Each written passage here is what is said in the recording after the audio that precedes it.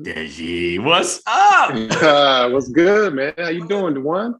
I'm so good, man. It's so interesting to see you outside of a BOSCH event, right? Yeah. Because for years of our life, that's where I saw you at a what do you call it?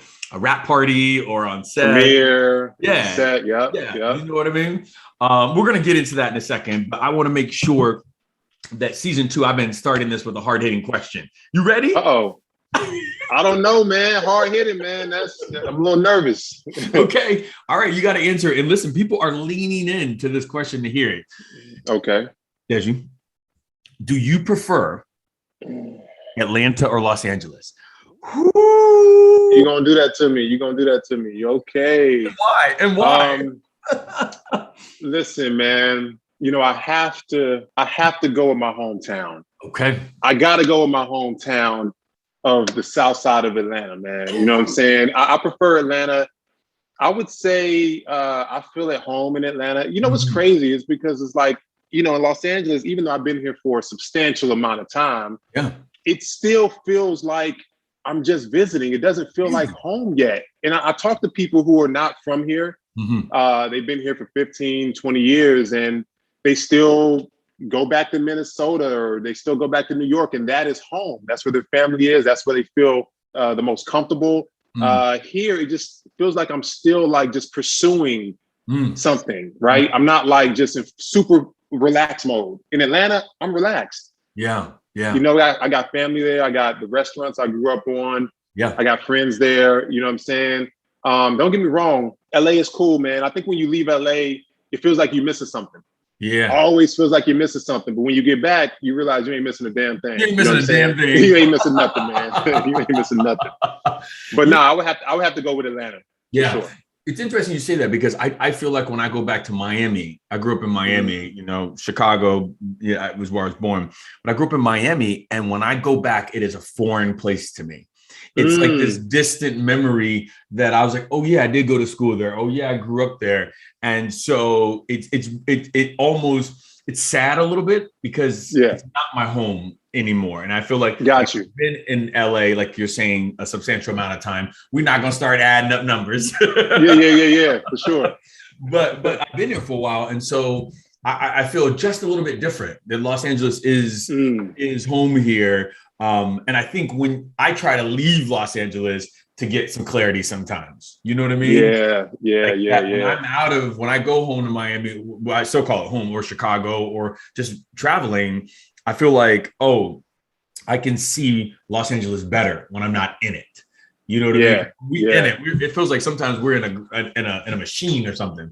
Man, the cool part about LA, man, is you can find anything you want to find out here. That's true. Anything, man. You could live how you want to live. Yeah. You can be in the hustle and bustle of Hollywood. You know what I'm saying? You can be on Rodeo Drive, you know what I'm saying, popping tags if you want to. Or you could get you a little ranch house in Tahunga, you know what I'm saying, and just come into the city when you need to and like live that way, or move out to Rancho Cucamonga. So I think LA is very diverse in that aspect of where you can find whatever you want to find, So I do like that part. Stay on the beach, you know what I'm saying? People probably think you're making up words now, like Rancho Cucamonga and Tahunga. No. People know Rancho Cucamonga from Friday.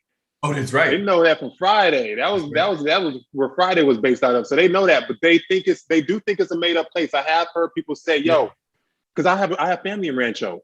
And so when I say the name, they're like, wait, that's a real place. I'm like, yeah, man, Rancho Cucamonga. Rancho Cucamonga. It's a real place, man. That is. So BOSCH, right? Like we have, you were you got your BOSCH shirt on. Everybody counts. Nobody counts. Everybody counts, it was an homage to you. I was like, we got a Edgewood and Pierce, Yep. What was your experience on that? Because you've been on it, since the first seat, we've been on it since the beginning, right? Yeah. Our paths crossed. I say when it did, we were like in a big scene, or we were, towards the end where you were coming. It just was a very different show. And people don't believe that when I try to tell people, they're like, oh, you recurred with my friend, blah, blah. I was like, I didn't see him. And our storylines didn't pass. So how was that experience for you? BOSCH was an incredible experience. It was one of the best sets that I've been on in my career in terms of how they embrace you as family, how they, make you a part of the storylines continuously, regardless of how big your role is. You know what I mean? Like you and I both know, like we started together on the pilot episode. In the pilot episode, I think we both were like in and out, but our roles just kind of grew from there. I think, they recognize that the viewers of BOSCH, are loyal fans, and they want to see familiar faces. They want to see the world continue to grow and develop, the full world with all of the characters. You know what I mean? And so I think, and I had a conversation with one of the writers, and they told me that, they was like, we always want to make things seem familiar. Like if people see you, in the beginning, they're going to want to see you in the end, and it's a nice treat for them. You know what I mean? And so I was fortunate enough to be in all 7 seasons of BOSCH, same as yourself. And it was quite an experience, man, just to see the show grow. Look, man, I traveled overseas, man. I didn't know how big BOSCH was until I went to London. Really? Well, I'm gonna tell you this other story. I'm gonna tell you the London story first, man. I went to London, man, and I got recognized so much in London. Really? So from BOSCH, yeah, man. I think, Michael Connolly, man, and his books just have a super, super far reach, and it's so international. And I don't even think like that. I think, LA, the States or whatever, but then people are watching this, Amazon, hundreds of millions of viewers across the world, globally, right? And I think that's attributed to the success of the show. It's not just a domestic situation. I was at Bank of America in Sherman Oaks, and it was during quarantine. So I had on my mask at the bank, and I couldn't go in the bank. I was at the ATM outside the bank. Security guard was right there, and people was coming up trying to open the door. He kept telling people the bank is closed, bank is closed. And I said something to him. I'm always talking to people, you know what I'm saying? So I said what's up to him. I made a little joke like, people can't really read the signs or whatever. It says the bank is closed. You got to stand there and tell them all day. And he looked at me. He was like, "Hey, man, hey, you're that Officer LaRay guy." His exact words, bro, from BOSCH. I'm like, well, first of all, it's Officer Edgewood. It's surprising you know my real name. But I had a mask on, man, which was crazy. And I was like, man, he was like, yo, me and my wife, we love the show. We watch the show faithfully. We're huge fans of the show. So, all that's to say, man, that like, BOSCH for me, man, I didn't expect for it to be what it was. When I first went in, auditioned for the show, I think in like 2013, I knew season 1 was recurring. But then it just continued, man. And I'm grateful because it was always there.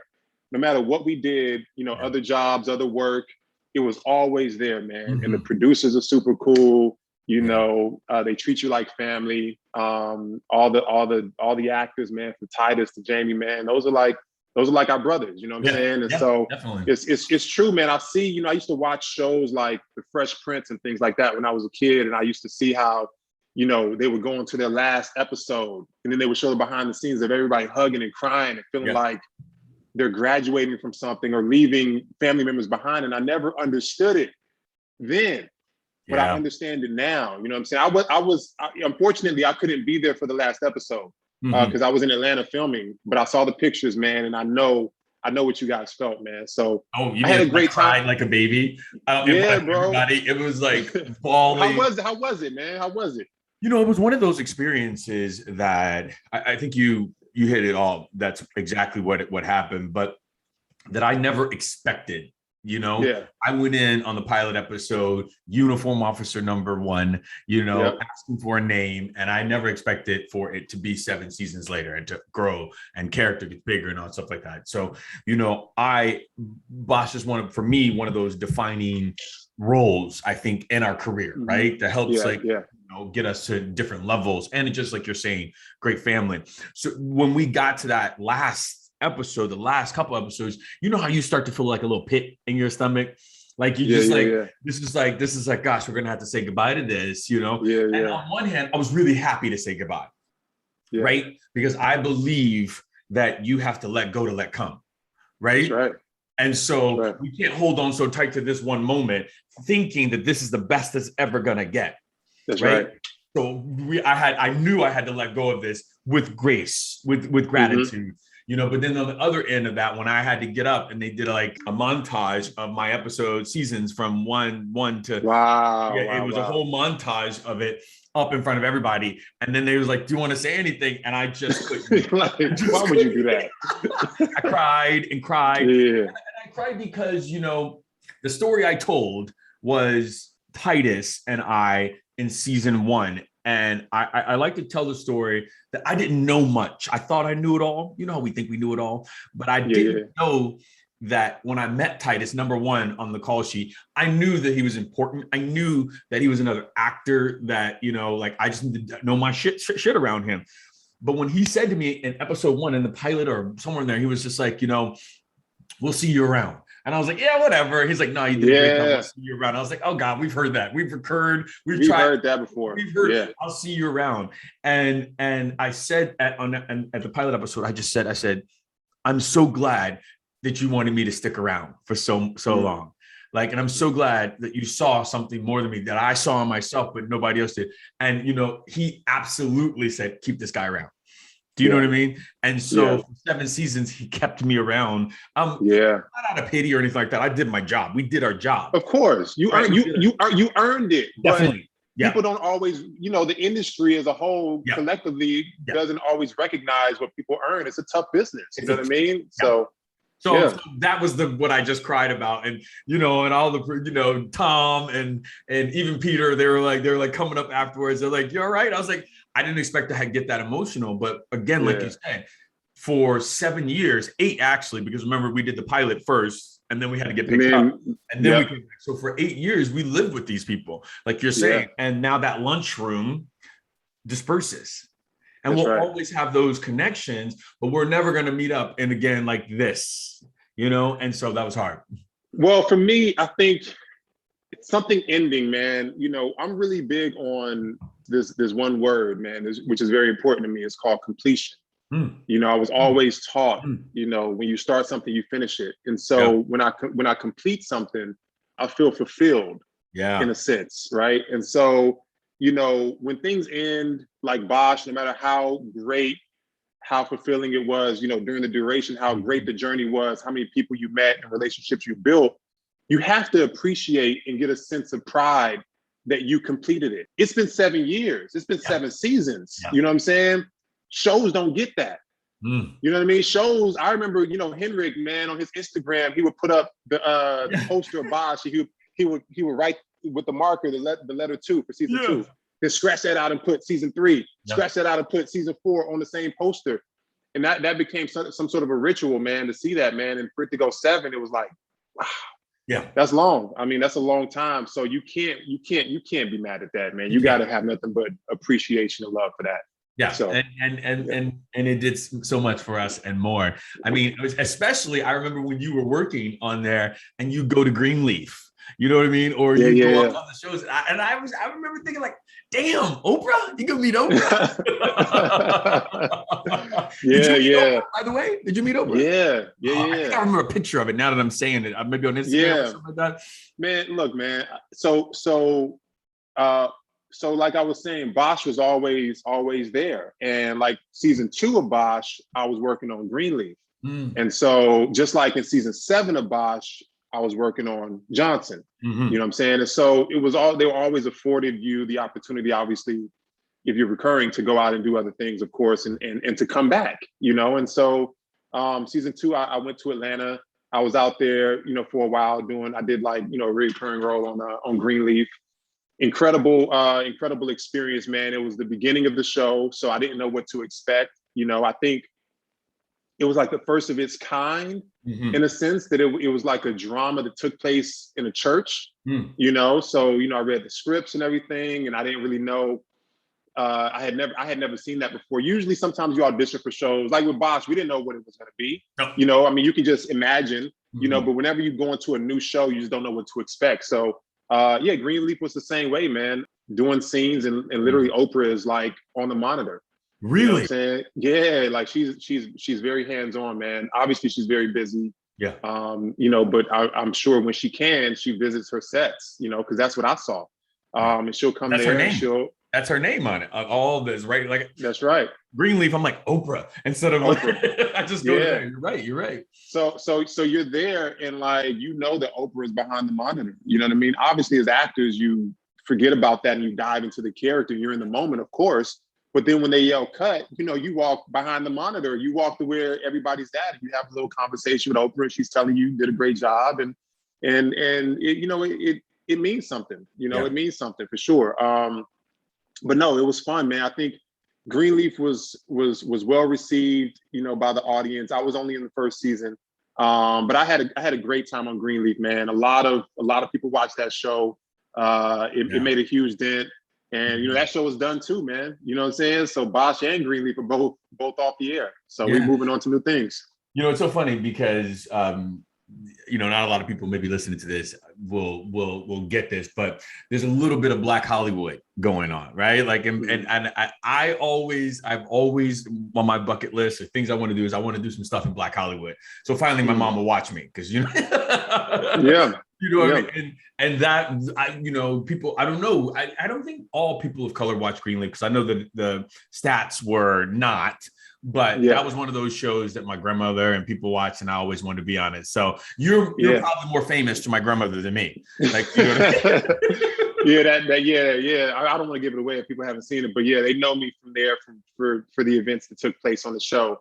Okay. A lot of people watched it, man. So the same is true. Like I said, when I went to London, it was crazy for BOSCH. When I go to Atlanta, it's like crazy for Greenleaf or anywhere in the South. You know what I'm saying? So people watch that show religiously. Yeah. No pun intended. You know what I'm saying? So Black Hollywood has grown, man. Atlanta's thriving. It's a lot of incredible projects that's coming out of that, man. People are really creating projects. People are hiring. People are getting opportunities to work on shows that they didn't get an opportunity, whether it was on network television. Now they're getting more opportunities because the variety of shows are opening up. So I think it's a beautiful thing, man. I think it's a beautiful thing. Well, one of the things that are really coming out of Atlanta that I'm hearing a lot is about this show called Johnson. Like, I well, I mean, hey, everybody knows the Johnson, right? The one. Listen, so one of the fun things that I get to do on this podcast is when I'm looking, I try to dive into, my Google searches on people and, why you created Johnson. I'm going to let you tell it, but I felt attacked. I mean, when you're like the most common African-American surname is Johnson. Right. I mean, you're right. I mean, listen, it is what it is. I thought that was kind of great when I read one of those things about that. But Deji, I want to know, I didn't know this part, right? I know you were bouncing around show to show, like, working, right? On Amazon, you did some other stuff on there. You worked. I didn't know that was in your world. Is this something just like it came out? Tell me about how Johnson came to be. Man. So yes, Johnson came to be. It was an idea that I had, probably about six, 7 years ago. Wow. I had a group of college friends. We all hung out together. These are the same guys that I went to the club with, but the same guys I would like go into business ventures with. You know what I'm saying? Oftentimes, when people invite you over somewhere, you're always asking like who's going to be there, because you want to make sure that like people who are going to be at this little house party over here are like of your same energy. Yes. You know what I'm saying? Because you want to protect your peace, right? That's very important to a lot of us. It's so true. And so oftentimes people separate their friends. Mm-hmm. They're like, my friend Melissa or my friend John is not going to get along with my friend Mike over here. They're just two different people. So I'm going to hang out with Mike on Saturday and we're going to hit, the club, but I'm going to hang out with John on Sunday and we're going to do a barbecue. You know what I'm saying? And that's how we kind of think and compartmentalize our friends sometimes. I didn't really have that issue. A lot of my friends were very different, but they all respected each other, and we all did different things together. So I was like, this is pretty interesting, man, to show how unique we can be, how different we can be, how specifically different we can be, but how we could all come together and respect each other's perspectives and do different things together. And so I started writing the pilot, man. A couple of the characters are based off of real people. And, I write. That's what I do. I write a lot. And so I wrote the original pilot in 2014, and then it just sat there. It just sat there, as a lot of things do. It's like you write it, you've earned it. Like we were talking about earlier, you've earned it. But Hollywood is all about when it's timing for Hollywood. Hollywood gives you the time frame of when it wants to do it for you. You know what I mean? Up until now, I think people are making things happen. But still, even when you're trying to make things happen, there's still a time for it, right? And that wasn't the right time. And so I wrote it, sat on the back burner. I wrote other shows. I wrote other films. I'm on set of Greenleaf. I'm on set of BOSCH. I'm doing all these other things. And then in 2017, it's like, man, I'm gonna make it the right time. I got to make it the right time. And I felt like 2017 was the right time. That was my mindset. So I told myself I was gonna shoot a pilot. Because people in this town, they don't read, DaJuan. They don't read. Let me rephrase that. People in this town don't read if they don't know who you are. Oof. If they know who you are, they'll read your material very quickly, or they'll get coverage on it or whatever, then they'll read it. But if they don't know who you are, if you haven't built up a name for yourself in this business, they have no reason to read it. They don't have the confidence in it. And so you have to sometimes get people to vouch for you. You get this person to vouch for you, then this person to vouch for you, and then it gets over to the right person. They're like, oh, it's from this person. I don't know who it is, but this person said to read it, and this person said to read it. So I guess I'll read it, So I was tired of waiting for that to happen. Right. And so I said, I'm just going to shoot something, because somebody will sit down and watch something before they sit down and read it from somebody who they don't know. Right. So I met Thomas Q. Jones, who's my producing partner. I wanted him for an acting role on the show. And he was like, man, I believe in you. I believe in this vision. I believe in this idea. I want to be a part of it in a larger capacity. I want to help produce this thing. So I was like, okay. I mean, when you say help produce, that means writing a check, right? And he was like, yeah, man, how much is it going to cost to make this pilot? Gave him the price tag. It wasn't cheap. We split the cost. We shot the pilot at the end of 2017, the beginning of 2018. We had the edit done, and we started going out, And I thought that was the right time, but it wasn't until 2 years later, 2020, during the pandemic, really is when things started to move forward. All right, hold up. So much good is coming out. Okay. I want to help everybody track with this. So, big nuggets that came out of there was like, you wrote this and it sat. Because sometimes people feel like I got to write it and I got to get it out. And if I get it out there and it doesn't work, then it must be bad, right? Or it's not going to work. But you wrote it and said, maybe it's not the time. Let me wait for this to be the time, which is mind blowing to me. So, because we hear scripts die all the time, right? And so, but the only reason why I did that, the only reason why I put it on the back burner was because I was shopping and writing other things. Got it. So if you're a writer, I'm not saying write something and wait for the right time, because the right time is never going to happen. That's never going to happen. Okay. Right. Okay. What I'm saying is, if you write something, as you're massaging that, as you're packaging that, because when you write things, sometimes you might want to package things yourself. You might want to get an actor attached. You might want to try to get a producer attached, a director attached. As you're working on that, continue to write.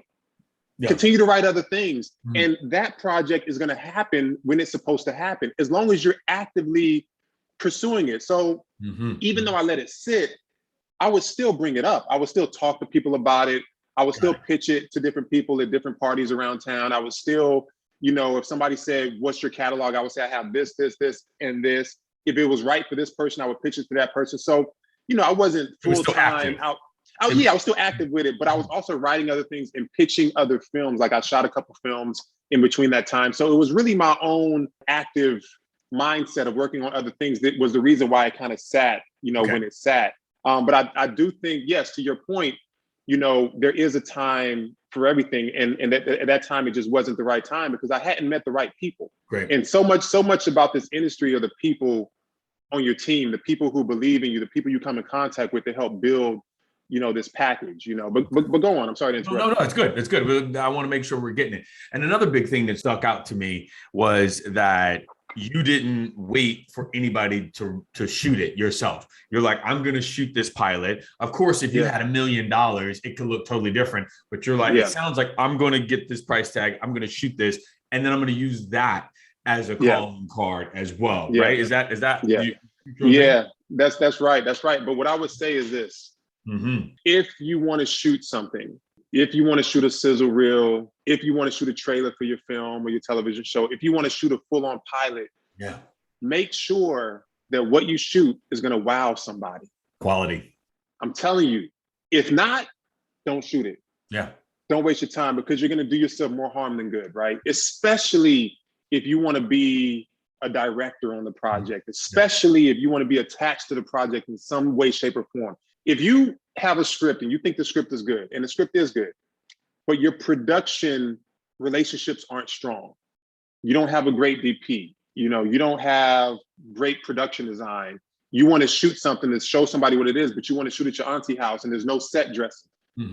When you send that project in to an executive, they're going to judge that project. Yeah. Especially if they're seeing that before they read your script. They're going to judge the project. They're going to say, well, this doesn't look that good. So obviously the script probably isn't going to be that good. Yeah. You know what I'm saying? So whatever you shoot, man, I'm fortunate enough, man, I went to film school. And so I understand directing. I understand a lot of aspects of production. I also edit as well. I saw that. Again, yeah, man. Like a one man stop. You know what I mean? I used to not tell people that, bro. Why? I used to not tell people that because we're only supposed to be actors. That's right. Because we're only, you know what I mean? We can't tell anybody that we have a different job outside of acting. That is an expired belief. It is. Right?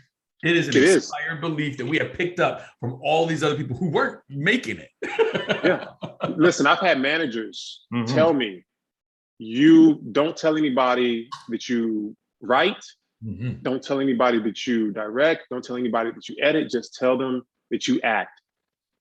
And I'm sure directors have been told the same thing. Don't tell anybody that you act. Just tell them that you direct.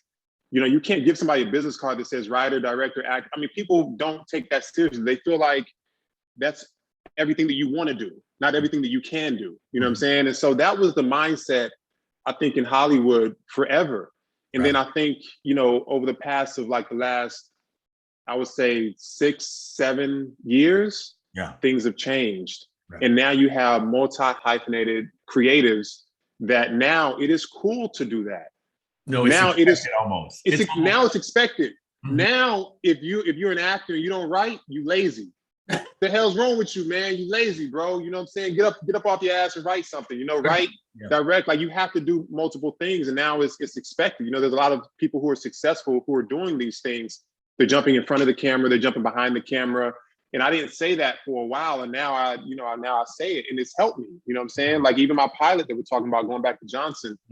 I wrote it, I directed it, I produced it, and I edited it. Yeah, you know what I mean? I was in front of the camera, and it was quality, man. You know what I'm saying? It was quality. And I think that was one of the feedbacks that, we continuously got was, man, this could go on TV right now. Yeah. And I think that aspect, if you're a creative and you're able to do that, you're able to get the right people to help you with your vision. Because it's not me, it's the team. It's the team that you build. You got to have, man, your team has to be so strong. And so I can't take credit for all of that. Obviously, I did a lot, but you got to have a very strong team who understands the vision. And if you can do that, then people will have more confidence in you, not just to read your material, but also include you in the producing aspect of it. Right. Let you direct it if you do a great job in directing your spec. Let you stay on board as a writer. Let you, produce it if you know what you're doing producing. So it's ultimately, if you're going to shoot something, just make sure it is your calling card. Make sure it represents you in the most professional way possible. And that's what was able to happen with Johnson. And I think I was able to help bring those characters to life on screen more than I could on paper at that time. And I think that's what people ultimately gravitated towards. One of the big things that I agree with 120% was when I wanted to direct, and I still do want to direct. When I wanted to really get into it, I shadow directed on BOSCH, right? Yep. I remember that. But my manager had said, great, you need to shoot something for a spec so that we can blah, blah, blah, blah. And what I did was immediately, I was like, fuck, okay, how do we do this? What's going on? I just immediately started thinking about the people who are in my circle, who are the people Yep. a step outside of the circle, right? And everybody on BOSCH basically was on my set. You know what I mean? Go. Yeah, my team. Except for me though. Except for me Yeah, though. well, You know what I'm saying? there was only two Except for actors in Edgewood. it. There was only two actors in it. You know what I mean? And so, but that's what the DP was. And I want to be clear that I didn't have like, the most expensive DP. I had another person who wanted, Danny, who wanted to get his feet wet in DP. And I mean, Yep. beautiful But shot. he was talented. He was so talented. That's it. So talented. Give people a shot. Give people a shot who have the talent. You got to be able to recognize talent yourself. If you want people to recognize talent in you, you got to be able to recognize talent in other people. You know what I'm saying? It doesn't mean you got to go and pay big bucks for somebody who's DP'd a bunch of TV shows. Like put out an ad and go through reels. Sit down and go through 100 reels until you find somebody who knows how to light, who knows how to shoot, and use that person. I want to also say that people in your circle or the circumference you have around you, if they are the people that you have, I want to say that you feel energetically on vibration with, you can also go out to them and ask them, here's what I'm looking for. I'm looking for somebody who can light well. Do you know anybody? And get stuff that way through referrals as well. If you don't want to go through an ad and you don't want to go through that, but there are ways people got to keep moving. But I want to take us back to 2020 now. So we're back up. I caught up. If I didn't stop you in the middle of your story, you said that 2020 was the right time and everything started to come together. So what happened in 2020? Oh man, I think it was a culmination of a lot of different things that happened in 2020, man. I think number one, the pilot was done. Mm-hmm. So we had the pilot, had the script. I had a chance to really understand the story I wanted to tell. And so I think the material was good, really good by that time. And sometimes it takes a while for the material to get to where it needs to be. But I also think, man, I don't know how real you want to get on this podcast. I always try to just tell the truth, man. Be real. The show is from a Black man's perspective. Yep. And, I don't think it's a secret that, Black men and women historically have not been shown in the best light on television. There's always been a lot of different stereotypes. There's always been colorism at play. There's always been a lot of these things we've been battling against, right? There's always been, you're not Black enough, or you're too Black, or whatever it is, what I'm saying, for these roles. And so, I think Black women have done an incredible job, man, like just really taking control of their own narrative and telling their own stories, the way that they want the stories to be told. And we have a beautiful array of television shows and films that are created by, produced by, starring super talented Black women, man. And that's absolutely commendable. And I think, Black men on the grassroots level have to play catch up. Yeah. You know what I'm saying? We have to play catch up, man, because I'm not talking about old Hollywood. I'm not talking about guys who have already made it. I'm not talking about the big guys. I'm not talking about the Antoine Fuquas and people like that. I'm talking about, if you look at, you mean like Denzel? We're not talking about Denzel. These guys, they ain't got to play catch up to nobody, man. These guys are established. I'm just talking about, guys like us who are trying to create a lane for ourselves in this industry. We have to do the same thing. And I do think for Black men, it's been, our story has historically been told by other people, and we've often been used as pawns, and we've often been, people have often felt like we were one-dimensional in a lot of different ways, right? That's how we've been portrayed historically. And so people tend to think that they've heard and seen everything that they need to see when it comes to us. Yeah. You know what I'm saying? But I think we have to show that like we are so diverse within the Black male community, in the way that we think, in the way that we speak, in the way that we handle situations and things like that, and our, political beliefs, everything. And so masculinity, yeah, and, bro. Friendships and love and communication and all of that stuff that that I think that you might be talking about, but in the bigger picture, what we're trying to show. Would you agree with that? That's what Yeah. All of that, man. And I don't think we have the opportunity. We've never really had the opportunity to fully explore all of those areas. Like it's like, okay, you're a lawyer. Just be a super talented professional lawyer who went to Harvard, and you're just this way. Mm-hmm. And there's nothing in your backstory that showed you overcoming obstacles or coming from a rough family life and being like, I want better, and I want to be the one to break this generational curse. So I'm gonna, do what I got to do. I'm going to bust myself, or my family's going to bust me to this other private school for high school, and I'm going to get into this college, and then we don't really see those kind of stories. We just see, oh, you made it, you're a lawyer, or you're a thug, or you're this, or you're that. It's like, okay, we're super one-dimensional within those worlds. But I think in 2020, man, going back to answer your question, man, is like, I think the world started to be open and accepting to hearing what we have to say a little bit more. Yeah. You know, they started to realize that we're not one-dimensional. And I think a part of that was George Floyd. Say June. I was about to say June 2020, right? That's when even though we got the deal before that.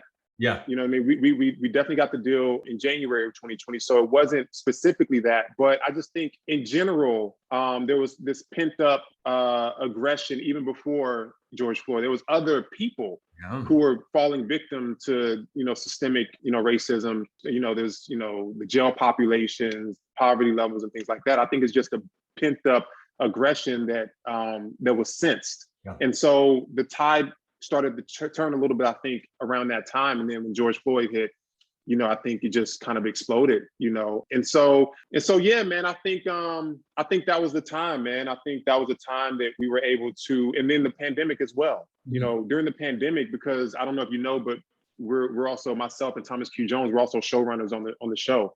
Of course I know. Yeah. So that happened. I think that really happened. Number one, it happened because we shot the pilot. Mm-hmm. Mm-hmm. People were able to see what we could do. They saw that we did this for very little money by Hollywood standards. It was quality. Give these guys a shot. But also, too, the pandemic was like, yo, showrunners were booked, or they were scared to work. Yeah. And it was tough to find a showrunner. And so said, we'll do it. Yeah. And we were able to slide in there. So that's what I'm saying, man. It's all about like happy accidents. And you know, there's this old accident. I'm going to back you up. That's not an accident. You did a lot of work to prepare to get to this place. And I was going to say that. Sorry, no. What I try to do, man, is I try to explain it in ways that like different demographics can understand, right? We're not doing here. We're not dumbing this down here. We go. So some people might say happy accidents. Some people say you're blessed. Mm-hmm. I feel like I'm blessed in that aspect. Some people will say, there's an old saying that says, luck is being prepared when the opportunity arrives. Yeah. And that's what that is, right? It's like, you know, the opportunity came, we've done the work, we were prepared, and then you're ready to go. Because if you're not ready, if you're not prepared, if you don't stay ready, then you got to get ready, and then you won't get ready, because sometimes they need it like that. Yeah. You can't get your catalog ready. You can't get that catalog ready when you're seeing it. And, you know, I get asked sometimes, I get asked a lot. I don't know why people say this, but like, what's been your favorite role that you've ever done, you know, that you had to play? And my favorite role, people think it's Pierce, but it's not.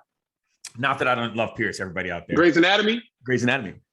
And you know why it was Grey's Anatomy? I'll tell you, because I got to show that Black men can be emotional and that we have feelings when our wife or significant other or anybody, like I got to get out there and just be this bleeding, like emotional heart, not worried about stereotypes, not worried about masculinity, but like, cause you're not thinking about like, oh, I gotta, you know, you're thinking about like, I want to save my wife. And so I wrote this somewhere and a Facebook blog because I wanted to show this aspect of being a Black man, right? Because we don't usually get those parts. We don't usually get the parts where we get to be that emotional.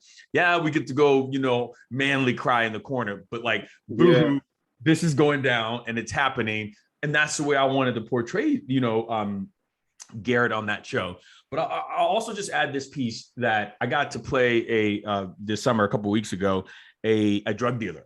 Right. And I'm very opposed to telling the story of a Black man being a drug dealer. I don't do that anymore. For me, that's not. But what drew me to this story was this father's relationship with his son. Mm-hmm. And what I was trying to give there was what really turns or somebody on to drug dealing. Like what are the choices that got you here? We all think they're bad people, right? They're bad because they're doing whatever they're doing. We don't agree with their job, their profession, but like, what are the choices? And I thought like that relationship with the son was a saving grace for me to show something different about people that we have made the villain in all of our stories. And I think that's what I love about when I read about Johnson. It's like we are like there's like this whole other black man that you're trying to make sure gets seen out there. That gets known, not just the drug dealer or the angry guy or angry black man, none of that stuff. And so I want to just say thank you for continuing that conversation. Well, for expanding on the conversation, right? Because sometimes we get to one place and you treat people how to see you. That's it. Right. Yeah. That's what's up, and you're doing it. And I think going to your point, man, about the drug dealer, like you're attracted to that because it answered the question of why. And that's what I mean. Like we rarely get a chance to explain ourselves. It's like, okay, go be this lawyer, but don't talk about the backstory. You just happen to end up that way. Go be this drug dealer, but let's not talk about why you made that decision. Let's not humanize that drug dealer, right? And so with Johnson, you know, we feel like on Johnson, we represent the vast majority of Black men with these four characters. You know, I think for the longest we've seen the drug dealers on TV, we've seen the gangsters, we've seen this and that. And that's a very small, minuscule percentage of who we are. You know what I mean? No bigger of a percentage than any other race, right? Any other culture, right? You have that very small percentage, but those are the stories we continuously see. And, you know, a lot of these shows are entertaining.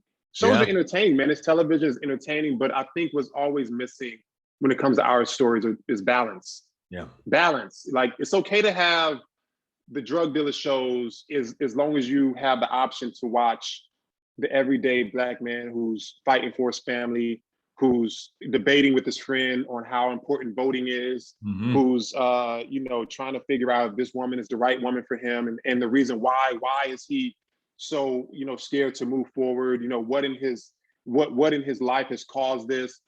Let's just see it all. You know what I'm saying? When I'm not saying don't show this or don't show that, I'm saying let's just have a balance of everything. And then the viewer can at least have the option to watch, you know, what they want to watch. And I think with Johnson, we're just offering a different perspective. You know, we're taking some stereotypes and we're flipping them as well. We're showing, we do have somebody who's considered an angry Black man on the show, but we find out what happened to why he has that label. Part of it is his look.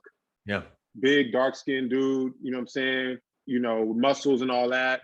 America says that that's intimidating, you know what I'm saying? But then on top of that, you have these circumstances that he might have gotten angry. But if you explain the story as to what happened, I think 99% of America would have done the same thing. Yeah. In his situation. But because of how he looks, he's a villain for it even more than somebody else, you know what I'm saying? So we try to explain all that and take some of these stereotypes and just flip them over the course of the season. I think we've done a pretty good job of that. I think that's one of the messages I want people to get from the show for sure. Yeah. I'm not gonna push here, but you know, we're calling in a season 2 and 3 and keeping it going. But what if when you get a season 2, can we look forward to something? Like, I mean, can you tell a little bit? He's like, what's I know you know what's gonna happen. If you all are watching, if you're listening to this, he's getting shy on me over. You got to watch him. I see you want one of those. You heard it here first moments. That's what you want. Okay. Listen, I respect it, and I know what you're doing out there is important. And I mostly want to say I'm calling in a season 2 for you, and keep calling in season. That's what I'm really trying to do. Thank you, brother. No, I will say this. I think the objective with season 1 was really to establish these characters in their lives as it stands, in their work environments, in their relationships and who they are. So there was a lot of setup that you had to do. There was a lot of setup in current day that you had to do that really showed who these people were. So people could say, okay, that's like my uncle, that's like my brother, that's like my cousin. Okay, I see. I think in season 2, man, it's gonna be bigger. It's going to be, we're going to dive even deeper into these characters. And I think now that we know who these characters are, we're just going to let them off the leash in a sense. We're going to let them off. Yeah, we're going to let them off the leash in a sense. And now we don't have to really explain too much. Now people know who they are. And so now when we let them off the leash a little bit and they make the choices that they make, you already know a little bit more backstory as to why, you know what I'm saying? So it's going to be fun. Season 2 will be fun. Hopefully that'll happen, and hopefully we'll hear something soon. Yeah. You know, where me, the listeners, everyone out there, we are crossing our fingers for you for that. I would be remiss if I let you get away with really just talking about what this whole podcast is about. And it's about mindset and the mentality about that. And, you know, wherever you are right now, your thoughts and your mindset got you there first. Right. Do you know what I mean? And so I'm just wondering what kind of mindset or what were the thoughts that you had to cultivate to get you to this place of showrunner, producer, you know, what are those things that got you to this place? Were they actions? You know, we talked about writing until 3 a.m. Like what's the mindset? I want to know. Yeah, man. So, you know, it's weird talking about these types of or answering these types of questions, because I think to some people it might sound like I'm just bigging myself up. You know what I'm saying? You know, not on this podcast. Like, now we're gonna let that go. We're gonna let that go because again, that's one of those things that we can't worry about anybody else's limiting beliefs. Because what we're doing here is we're trying to transcend and break generational ties, like you said. If anybody's like, you know, triggered by that, that's their own stuff. Let's go deep. So I think you have to have the mindset of number one, that you're good enough. No, that's first and foremost, that you're good enough. You can't expect, you can't search, you can't lean on or desire anybody else's validation other than yourself. And maybe your immediate circle, right? That's number one. That's first and foremost. With me, to be honest with you, DaJuan, if Johnson wasn't picked up, if I wasn't pitching this show or doing this or doing that, I would still be satisfied and I would still be content. I wouldn't be unhappy. I wouldn't be in a place of, I would say, you know, like I'm not good enough. I think for me, like we talked about earlier, completion is very important. So every step of completion, you have to celebrate and you have to celebrate and you have to be satisfied with that step, that you completed something. Then you move on to the next step. And if that one doesn't happen, at least you completed this step. For example, I have a horror film that I wrote, you know, years ago. And I finished it. It's really good. And we're going to get it produced one day, but I'm not pressed. I have other things that I'm pitching, other things that I'm working on, but my little cousin read the script. He loved it. He was probably like maybe 15 at the time. He read the script and it was like reading a book for him. Yeah. He read the script like he was reading a book. And he never asked me about, when is this movie coming out? Why isn't this a movie yet? He just read the script as if that was my intent, to write this script for him to read it.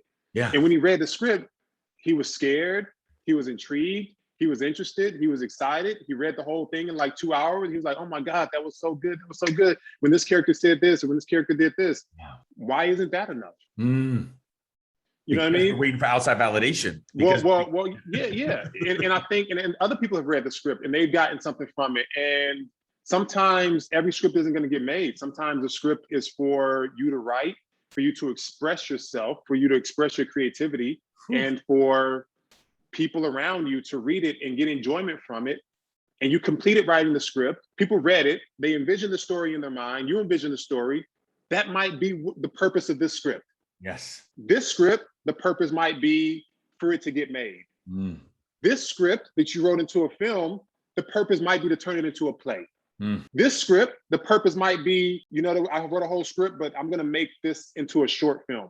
And you do a short film for the script, you send it to festivals, it wins a bunch of awards, and that's it for that script. It never gets made into a feature, but the purpose of this script is to make a short film and for people to get something from that short film, be inspired, get a message from it, whatever. Everything has a different purpose, and we can't get down on ourselves if everything doesn't attain the same level of success that we want it to, or that everybody else does. So to answer your question, that's number one, is for what you're doing right now to be good enough. If you do plays and you're happy with that, then you do plays. You know what I mean? One thing about me, man, is, you know, I always network around me. I always look to my left and my right, people who I respect and I know personally to work with, like we were talking about earlier, you know, find DPs who are pursuing the same thing, you know, but a lot of people in this business, they try to network up. Yeah. They're always trying to get the people who are already established to like help them and pull them up, and they're searching for validation from those people. I think you got to build a strong team around you.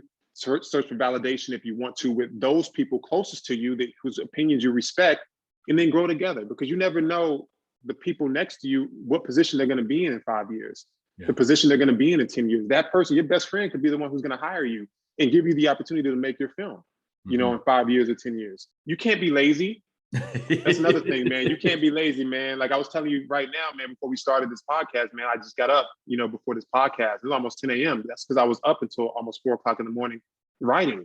You know what I'm saying? You got to consistently work. And I know that sounds boring, but if you love what you do, you truly love what you do, then you don't consider it work.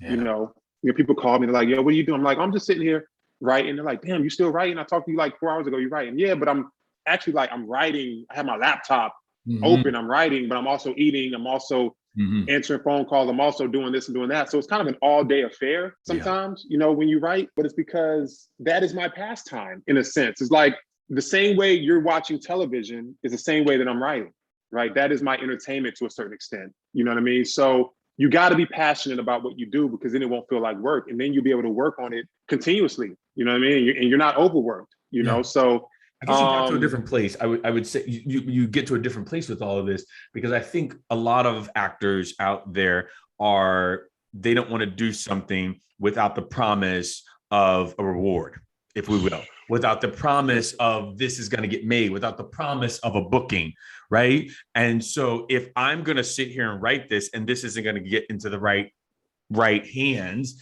then why am I going to do this? Right. And I'm one of the things that I know, like for self-tapes, I talk a lot about self-tapes, and I try to tell people, just because you didn't book it doesn't mean that wasn't a damn good self-tape.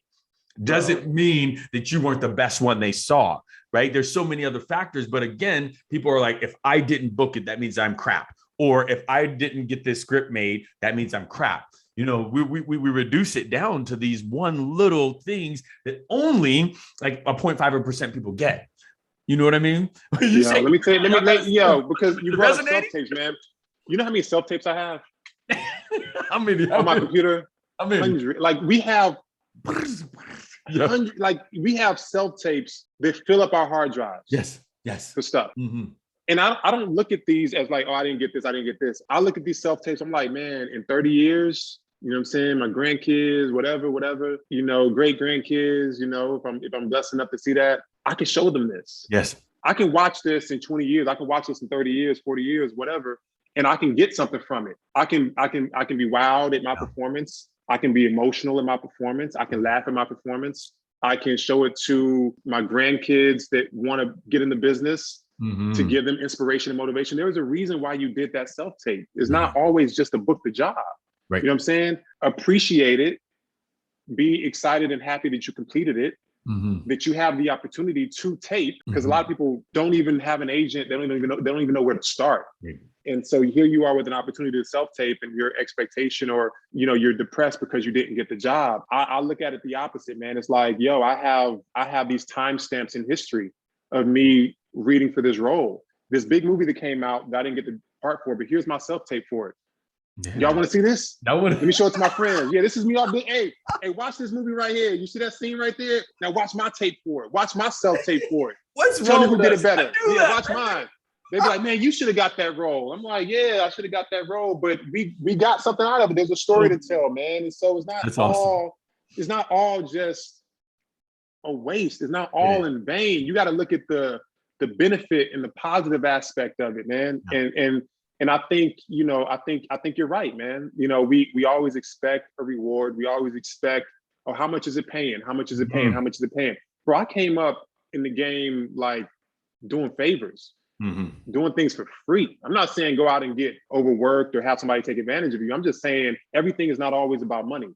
Right. You know what I'm saying? Sometimes it's about building relationships. Yeah. Sometimes it's about, and I think most of the success that I'm seeing now at this stage is because of stuff that I did for free. Yeah. Bro, everybody who worked on Johnson, the original pilot in 2017, they did it as a favor. Yeah. You know, now, and you know, I don't know if you know this, but I was able to bring every actor back, and now they're on the show. Yeah, every single one. Every actor you see on the show were the same actors from the pilot in 2017. That's because he got that showrunner power. Even in the hey man, we got that. And it's because And they were good. They were great, and we cast the right people. They were auditioning for a long time for me, and they didn't even know it. We were on projects together. I saw them in this role. I saw them in that role. We had a great relationship, and I'm like, yo, this person can play this. So I might have worked with them for years before I was like, yo, I want you to be a part of this, you know, in 2017. Hold up. And everybody stop for a second. I know we're out of time here because I'm going over, but you said something that was amazing. Everybody rewind this and listen, but I'm gonna make them say it again. They were auditioning for me for a long time. I want to be clear. He's not saying they came in reading sides. Nah. Came in. That's not what he's saying. He's saying, great, I've been on sets working with you. I've been in these different spaces working with you, and you came correct. You showed up, right? Yep. You were professional. They were auditioning for me. That is the epitome of network sideways. These people who are around you always have your best foot forward. Am I putting words in your? I mean, that's what 100%. DaJuan, listen, bro. I hope for us, we've worked together for 7 years. We've auditioned for each other, bro. Yes. You're a part of my mental Rolodex. I'm a part of your mental Rolodex. I would hope that if you get a 3-picture deal at Warner Brothers or whatever it is, and you win. Well, I said if, because it might not be Warner Brothers, it might be Netflix. You know what I'm saying? It's gonna be one of those places. But you get your 3-picture overall deal, and you're going through your mind on who will be right for this role, who will be right for this role. That's what every creative does. You think about the people who have made an impact on your life professionally, and the time that we spent together, that it might be for that purpose. It might be for you to call me, even though, like you said, we didn't work together that much on BOSCH. You had your scenes, I had my scenes. So what was the point of this relationship? Well, the point of the relationship might be 5 years from now when I'm like, yo, DaJuan, I got this perfect role for you, bro. I saw what you did on BOSCH. I saw what you did on Grey's Anatomy. I see how dope and cool you are, how professional you are. I see how passionate you are. I see that you're not a diva. Yo, come do this part. The part is yours. I already know what you can do. You don't have to audition because you've been auditioning. Yeah. And the same is true the other way around. You know what I'm saying? So that point is amazing. I just want to leave everybody with this, and this is like an introspective question here: is what would Deji now say to younger you? Deep sigh, y'all. Deep sigh. Man, I would say, you know, when you were 13 and you was riding the bike down the hill with your hands off the handlebars, like this some writer shit, y'all. This some writer shit. You hear how he's setting the whole scene. Go ahead. Grab the handlebars, because you're gonna fall and bust your ass, and you're gonna get upset, and you're gonna start throwing your bike around, and your mom's gonna nurse you back to health, and then then I wouldn't tell him that, because I think that was an experience that taught me a lesson as well. I would say to be patient, you know what I'm saying? To be patient.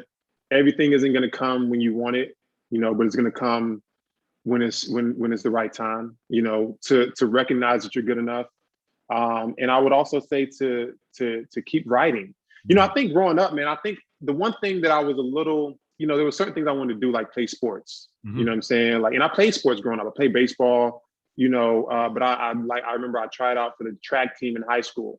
And I made it on the track team, but then I had to quit because I was in theater, you know what I'm saying? And there were certain things that I wanted to do here and there that I might have been a little bit upset at that time, but I would have told myself, like, it takes sacrifice.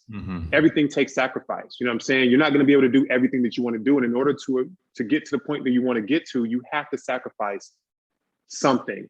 And oftentimes, the higher you go, the more you sacrifice, you know what I'm saying? But one thing you can't do is sacrifice your integrity, obviously, you know what I'm saying? But yeah, man, I would just tell my younger self just to keep going, man. Just to keep going and to keep writing, man. Because at the end of the day, I'm gonna say this. I've done a lot of editing and there's no ownership in that whatsoever. No ownership. And I've made the transition. I've always been writing. I made the transition more into writing, and there's ownership in writing. So focus on that and write your ass off, so you can have ownership, so you can have some sort of creative control, and so you can put yourself in a project if you want to, so you can produce a project if you want to, so you can direct a project if you want to. You know, creating is very powerful. And if you have any ounce of talent when it comes to creating, then do it. You know, we'll go full steam ahead. I am Deji, I just want to say, man, that I try to tell my tribe that everybody wants the Issa Rae story, right? Mhm. But they don't want to do the Issa Rae work. And Yeah, yeah, when I sit and listen to you, you are doing the Deji work. You know what I mean? You're putting it yeah, in. I'm so proud to know you, to even share the same orbit with you, man. Keep telling stories about us. Keep yeah, telling yeah. stories about us, and I'm gonna start telling stories about us too. Let's go, man. Listen, listen, we gonna be in scenes together, DaJuan. Yeah, You know what I'm yeah. saying? We're gonna be in scenes together, brother. It's a blessing. The time that we spent together, and it's just the beginning, man. I respect you. I appreciate you for having me on. Yeah. You know what I mean? Your energy is incredible. Such a humble guy who you don't take anything for granted. And I recognize that the first day that I met you. You know what I'm saying? How appreciative you was for the opportunities that you were afforded at that time, man. And that's powerful. You know what I'm saying? So never change. I appreciate that, man. Thanks for Yes, coming sir. on. You got it, brother.